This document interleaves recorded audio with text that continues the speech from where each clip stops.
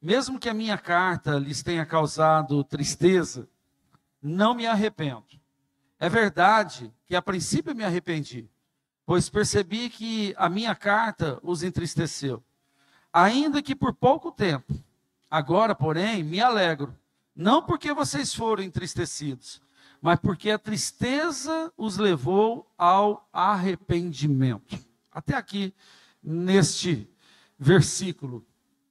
Hoje eu quero falar com você sobre tristeza. É um assunto bom ou assunto ruim? Normalmente é ruim, né?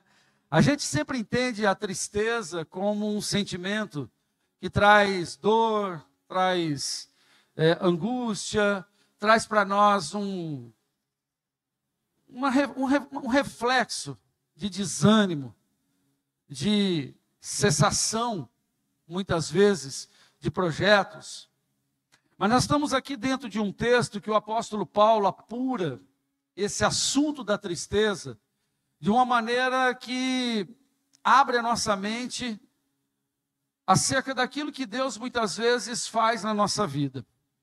Nós, como cristãos, nós temos uma oportunidade de viver intensamente tudo aquilo que a gente tem por sentimento, seja muita alegria, muito choro, muita tristeza ou muita ansiedade, porque Deus nos dotou de tudo isso.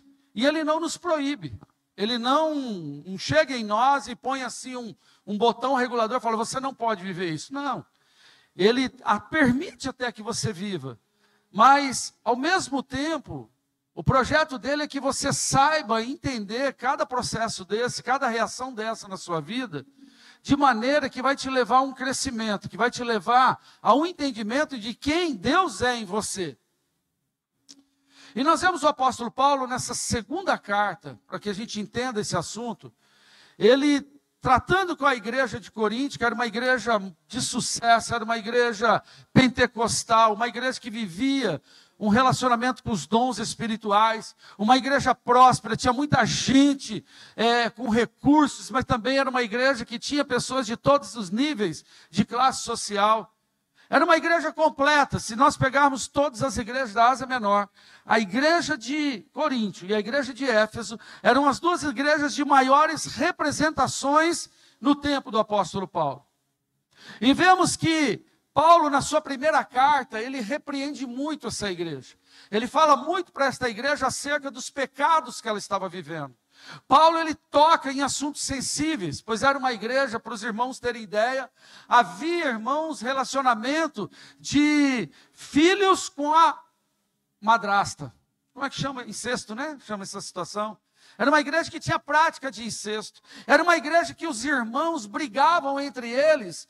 E era comum esses irmãos irem para a justiça, para ir lá, irmãos, resolver as questões financeiras ou as questões de negócio deles, escandalizando o nome de Cristo. Apóstolo Paulo entra com uma repreensão nesta igreja e diz, gente, para com isso.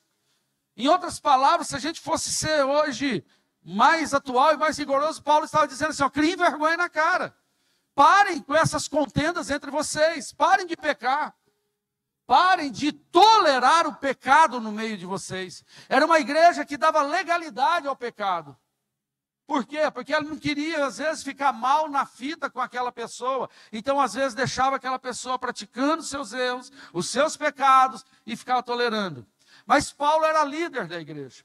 Paulo era alguém que havia fundado aquela igreja em nome de Cristo, mas ele tinha uma responsabilidade de zelar e manter aquela igreja santificada e purificada para Cristo. E Paulo, quando ele escreve a primeira carta, era uma carta de muita repreensão. E isso trouxe para ele uma afronta por parte de alguns religiosos daquele tempo. Muita gente se levantou, alguns que pertenciam à igreja, alguns que muitas vezes não aceitavam os ensinos de Paulo, e falava que Paulo ele era muito duro. Paulo ele era alguém muito áspero quando ele estava longe, por carta, porque pessoalmente ele não era alguém que pensava dessa maneira e agia. Em outras palavras, Paulo era covarde. Ele não tinha coragem de falar face a face contra o pecado das pessoas. E a segunda carta de Coríntios, Paulo ele entra em defesa do seu ministério. Paulo ele entra em defesa daquilo que ele, irmão, sustentava como fundamento de Cristo, que era o evangelho que ele havia recebido de Jesus. Paulo ele tem um trabalhão nessa segunda carta para trazer a consciência da igreja que ele tinha uma responsabilidade como líder naquele lugar de manter a igreja alinhada com a vontade de Deus. Andamos em todos os primeiros capítulos, mas eu quero me atentar para o 7º, aonde Paulo ele entra agora nesse assunto da tristeza. E eu quero deixar um tema para esta mensagem: a tristeza que traz alegria. Existe tristeza que traz alegria? Existe, e você vai entender nessa noite. A tristeza que traz alegria.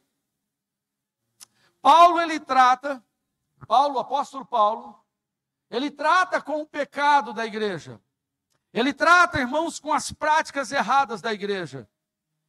Como é os problemas dos tempos de hoje. Não vamos achar que a igreja daquele tempo, ela era tão diferente de hoje. Ela era uma igreja permissiva, uma igreja que dava legalidade, como muitas vezes a gente vê hoje a igreja sendo. Ontem, eu cheguei em casa um pouquinho mais tarde, eu acredito que muitos de vocês também. Quantos viram o show da Madonna ontem à noite? Paga uma de ser mentiroso, irmão. Você viu sim. Não vem não. Você ligou a televisão, você viu pelo menos um trechinho. Amém. Brincadeira à parte. Mas ontem, eu cheguei em casa, liguei minha televisão e estava começando o show da Madonna. E eu comecei a assistir ali o começo do show, né? Madonna, Madonna, Madonna. Eu falei, meu Deus, o que essa mulher tem? Irmãos, em 15 minutos, 20 minutos de show, quanta permissividade ao pecado. Quanta legalidade ao diabo. De todas as naturezas. E hoje, se você pegasse a sua rede social hoje, você ia ver cortes e mais cortes, né? Eu lido muito com gente de igreja, então o pessoal da igreja hoje choveu, né? Nas redes sociais, pondo corte, mostrando os pecados de um show daquele. Ao lesbianismo, à homossexualidade, ao satanismo, a tudo quanto é prática, irmãos, de pior que possa haver hoje, que leva a pessoa a perder a sua salvação. Só que eu vou dizer uma coisa para você, isso não era diferente do tempo de Paulo, porque tinha as mesmas coisas lá. Na época de Paulo, tinha templos que eles levavam as virgens para ali, irmãos, terem relações para trazer purificação, fertilidade àqueles que praticavam aquela determinada religião. Talvez era até mais escandaloso, era até mais, digamos assim, explícito as práticas de pecado. Então o pecado ele sempre habitou no meio da humanidade. Ele sempre esteve no meio do povo, principalmente ao redor da igreja e até se encontrando dentro da igreja. E Paulo ele traz aqui um tema bastante interessante. Ele fala assim, olha, feliz é aquele que tem tristeza quando ele pratica um pecado. Feliz é aquele que se constrange e ele fica angustiado porque ele pecou. O problema não é pecar. O problema é você abraçar o pecado. Porque pecar, todos nós pecamos. A Bíblia diz que não há um justo sequer. Aquele que diz que não peca, ele é um mentiroso. É um dos maiores pecadores. Mas a Bíblia chama de mentiroso aquele que diz que não tem pecado. Então eu vou dizer uma coisa, eu não estou falando com nenhum santinho aqui não, viu gente? Todos nós, desse altar aí embaixo, todos nós temos algo a muitas vezes consertar com Deus. Paulo ele entra, irmãos, num assunto tão interessante, que ele, a princípio, ele diz assim, olha, desculpe se eu entristeci vocês. Porque Paulo, ele não era uma representação de si mesmo. Ele era uma representação da palavra de Deus através da sua vida.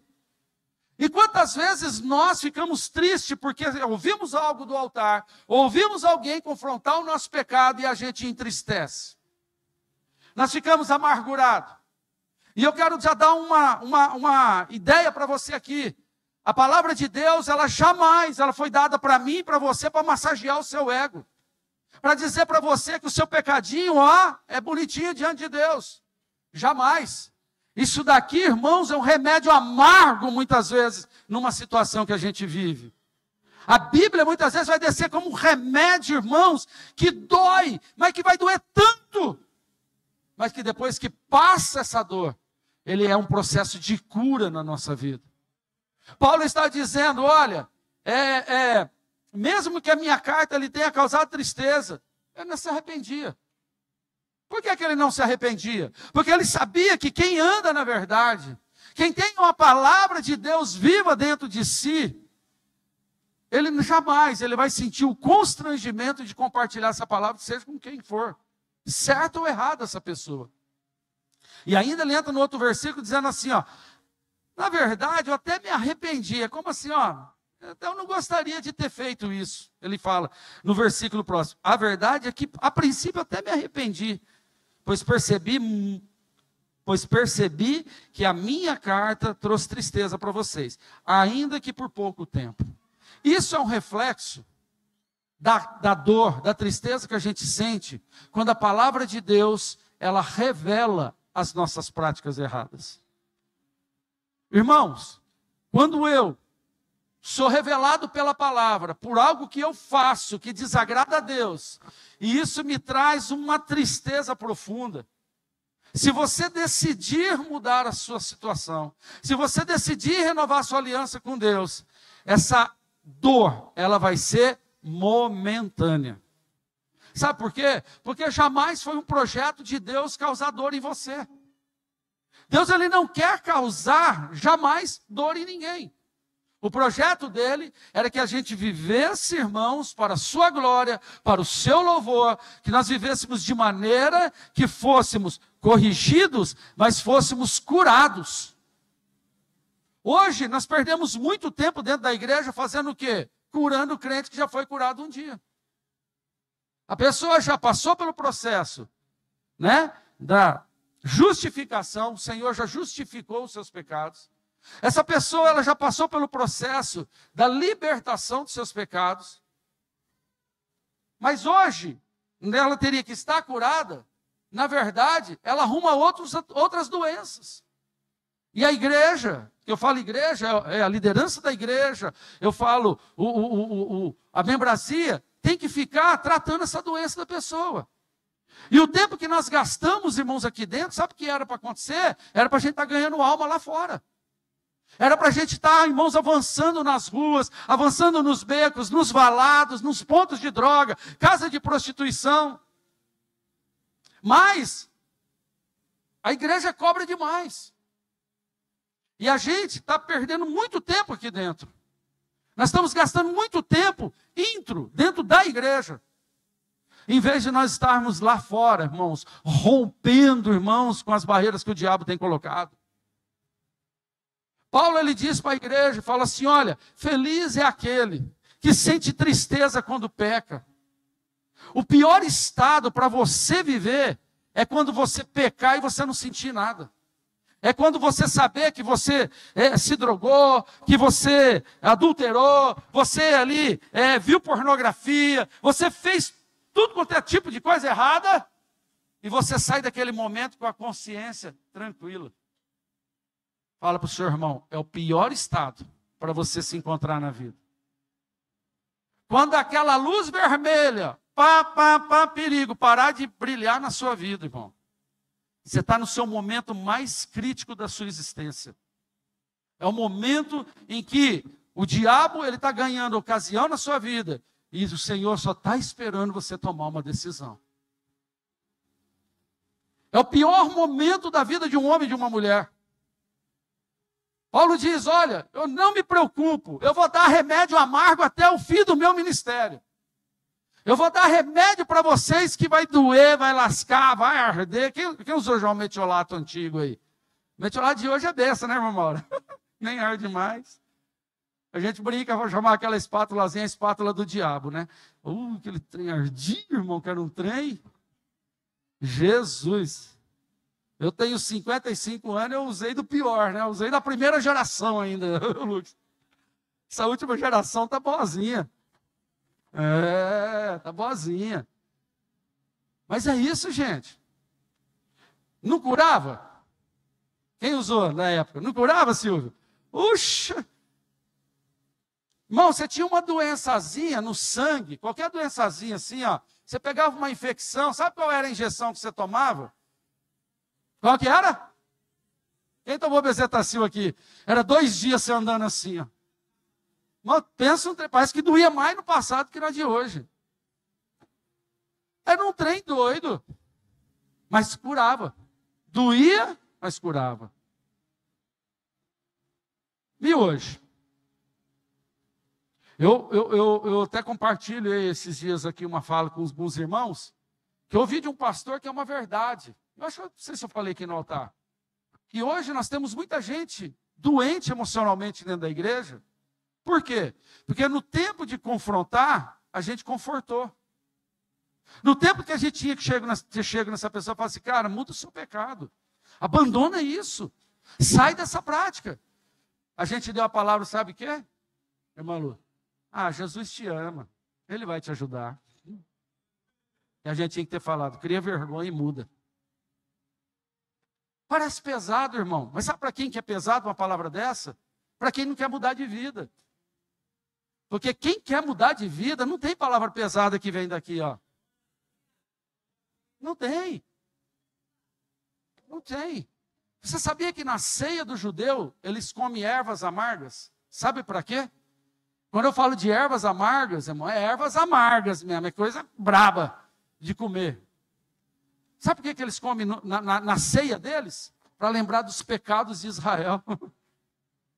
As ervas lembram dos pecados praticados. E que eles não deveriam mais viver aquilo. E o apóstolo Paulo, irmãos, ele mostra de um contraste aqui tão grande entre a tristeza que o mundo, segundo o mundo, e a tristeza segundo Deus, como ela é diferente. Uma tristeza segundo o mundo, o apóstolo Paulo deixa com toda a propriedade, ela gera morte. Ela gera morte. Olha o que diz o versículo. Deixa eu ver aqui se eu encontro, meu irmão. Eu gosto muito de falar sem ler muito aqui.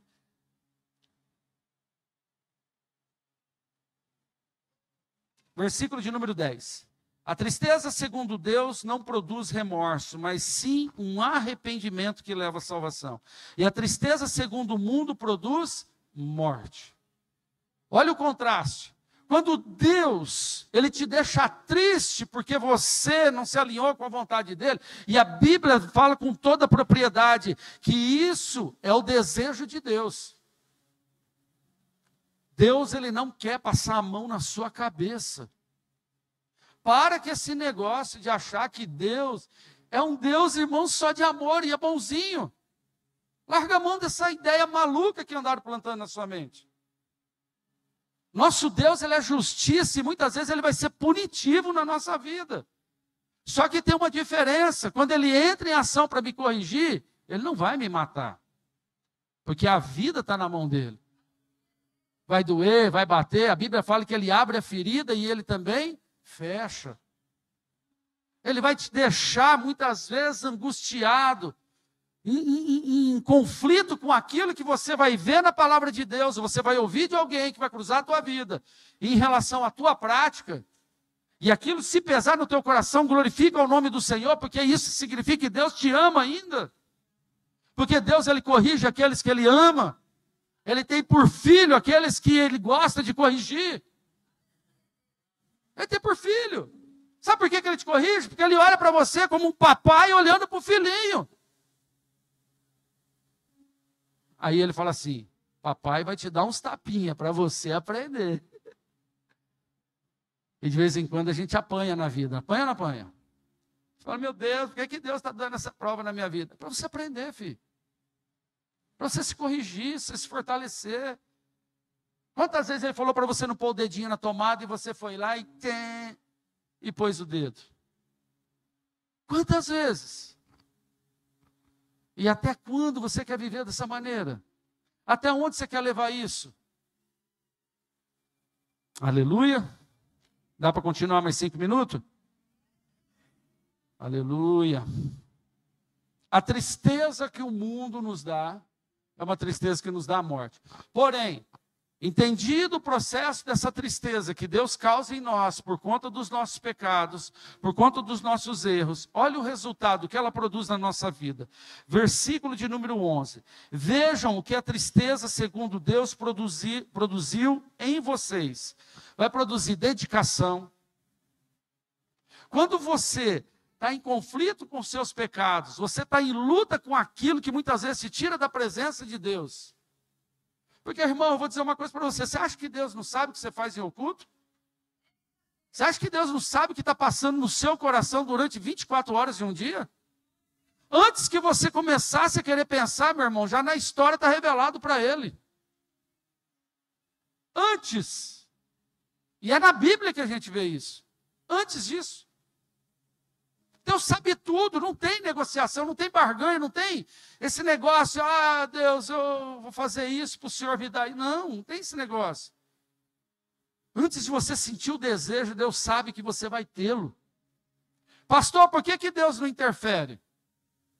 Porque Ele te deu, Ele é tão poderoso, Ele é tão soberano, Ele é tão grandioso, que Ele deu a você o poder de dizer não. Você não deu nem glória a Deus nisso? Você não entendeu. Está entendendo, irmão? Mas Deus não poderia, Ele não é poderoso. Ele é, mas Ele não vai fazer por você. É você que tem que mostrar para Ele. É você que tem que dar essa reação a Ele. Porque aí revela a soberania de Deus na sua vida. Quer ver um homem que sentiu tristeza com o seu pecado na Bíblia? Davi. No tempo em que os reis deveriam sair para a guerra, o que Davi fez? Ficou no palácio. Por que Davi não foi para a guerra? Não, quero descansar. Agora eu sou rico e poderoso. Não preciso. O danado foi fazer o quê? Uma expiação no terraço do palácio. Deixa eu ver minha riqueza. Bateu os olhos dentro de um banheiro e viu uma mulher que se sentiu atraída. Pecou? Pecou. Irmãos, eu acho que na Bíblia, Davi era um dos homens que mais pecaram contra Deus. Porém, foi um dos homens que mais experimentou a misericórdia de Deus. Sabe por quê? Porque ele não permanecia no pecado. Quando ele sentia a tristeza do seu pecado, seja pelo confronto, ou o Espírito ali mostrasse para ele, ele rapidinho ia nos pés do Senhor e se arrependia daquilo que ele fez. Sabe o que acontecia? A misericórdia de Deus abundava na vida de Davi. Foi o maior rei, irmãos, que nós temos na Bíblia Sagrada. Nos deixou uma das maiores histórias. Enquanto você estiver nessa terra, você tem a propensão ao pecado. O que você não pode, irmãos, é se apartar da prática do arrependimento. Porque o que muito de nós às vezes temos é remorso. A gente peca, fala, vixe, agora Deus vai me punir. A gente espera 2 dias Deus mandar um raio na cabeça, pôr uma pedra no caminho, quebrar o dedo da gente. A gente fica esperando um sinal ruim de Deus. Eu pequei, viu, Ju? Fica lá. O que vai acontecer porque eu pequei? Aí passou aqueles 2, 3 dias, passou uma semana, você viu que não aconteceu nada. Aí vai para a galera de novo. Está entendendo?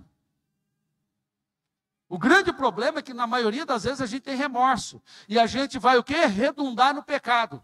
A gente vai repeti-lo e repeti-lo e repeti-lo, até ele se tornar uma coisa tão natural na tua vida que você não vai se preocupar mais. Vai chegar um momento que você não vai ter mais tristeza com aquilo. Irmãos, somos dotados de inteligência. Somos dotados, irmãos, de capacidade de raciocínio. E até uma criança de 10 anos hoje, ela tem noção do que é certo e errado. E tem um monte de adultos, irmãos, tentando enganar Deus, dizendo, Deus, eu não sabia que não podia. Até onde você quer levar um negócio desse? Até onde a gente pode levar uma situação dessa? Não pode. Sabe por quê? Porque os dias da igreja na terra estão encurtando, irmãos. Está acabando, já isso aqui não vai existir mais. E se existir, você pode ser o pastor da igreja que eu já estou deixando a chave para você, porque eu estou voando, estou indo embora. Pode assumir aqui a ressuscitar, irmão. Eu vou deixar uma conta aí para você, beleza, tudo certinho. Está entendendo? Até onde a gente quer levar esse negócio? Então Paulo ele diz, olha, quando a gente se entristece. Segundo Deus, a gente tem aquela prática, e a gente ali fala, poxa, eu preciso mudar isso, e através dessa dor, através dessa tristeza, você busca mudar os seus caminhos, você vai crescer, diga comigo, na dedicação, nas desculpas. Já viu crente que tem dificuldade de pedir perdão? Ou até de pedir desculpa por uma grosseria que teve, às vezes, com o irmão, com alguém? É um pecado, irmãos. Falta de educação, diga aí comigo, falta de educação é pecado. Tem que ser educado com as pessoas. Sabe aquele garçom que não te serviu bem, você falou mal, e você chamou o gerente e ainda reclamou dele? Você pecou, viu? Você pode ter tirado o emprego de um pai de família. É. Sabe aquele óculos que você comprou na Ótica Galvez, não ficou bom, você falou mal de nós? Você pecou, irmão. Tá entendendo? Aí defendendo a causa aí, ó. Oh, meu Deus. Tá entendendo, irmão? Falta de educação. Desculpas. Sabe aquela prática? Ô, meu irmão, me perdoa, vem cá, dá um abraço em mim. Acabar com as contendas, acabar com aquelas briguinhas bobas. Irmão, tem gente que se estranha, porque um olhou diferente para o outro. Passou na igreja, passou aqui pelo corredor, olhou para a Natália fez isso aí, ó. Mostra a sua cara para a igreja, Natália, qualquer um vai ficar com cara feia. Sabe aquele negocinho? A pessoa olhou com desdém, às vezes, para você, ela não está nem ligada que você está passando. Pronto, causou uma inimizade. Ficou já bicudo, triste. Irmão, não pode ser assim, não. Crente tem que ter coração sensível para perdoar, não para se magoar. Para perdoar. E lá, vem cá, me abraça, vem cá, vamos acabar com essa patifaria dessa inimizade. A própria Bíblia diz que nós não podemos ter inimizade. Não faz parte de nós. Eu vou entrar aqui na área da família. Tem marido e esposa que não conversa, ó. 15, 20 dias, um mês em casa, um bicudo com o outro. Dormindo de pontinha virada um para o outro, assim, ó. Né? De conchinha só o marido e a Vânia, viu, irmãos? Contei para vocês da construção aí? Contei para a igreja? Posso contar? O Marildão me mandou uma lista de material. Oh, pastor, precisa disso aqui, disso aqui. Eu falei, beleza, eu vou aproveitar. E na hora do almoço eu falei, vou lá ver, né? O meu servo, como é que está? Chego assim na pontinha do pé, irmão, dentro da construção, assim, mas é hora do almoço, tá? É hora de almoço. Tá os dois dormindo de conchinha, assim. A irmã Vânia quase que deu um salto assim, arrebatando já do ar, assim. E o Marildão.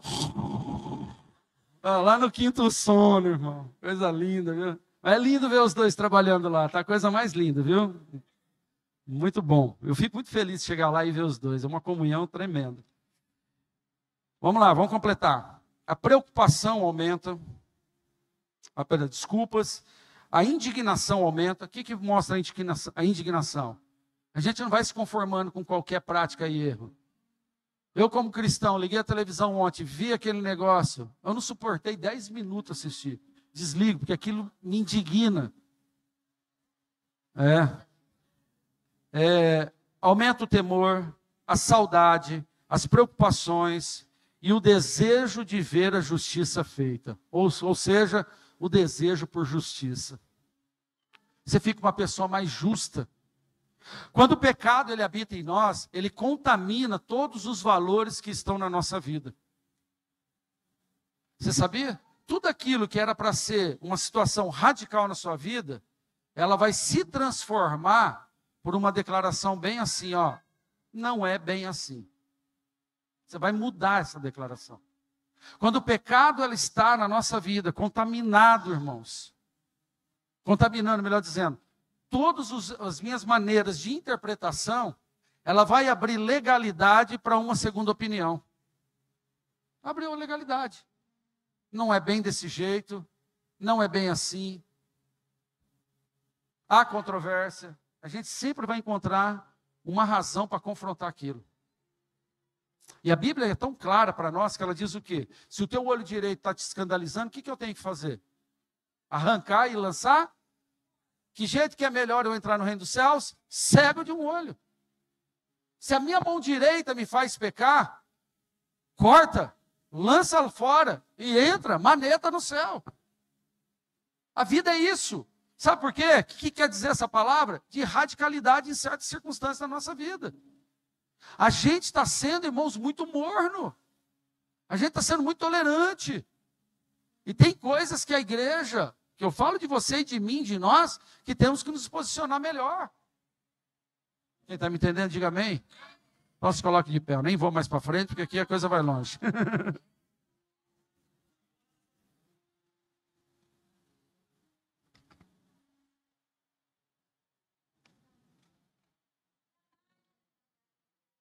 Deixar próximo culto, da continuidade.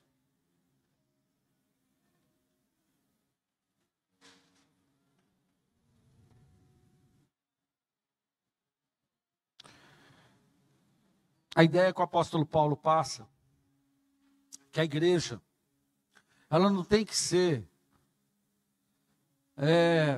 uma super igreja, com super pessoas, super pastores, super cantores.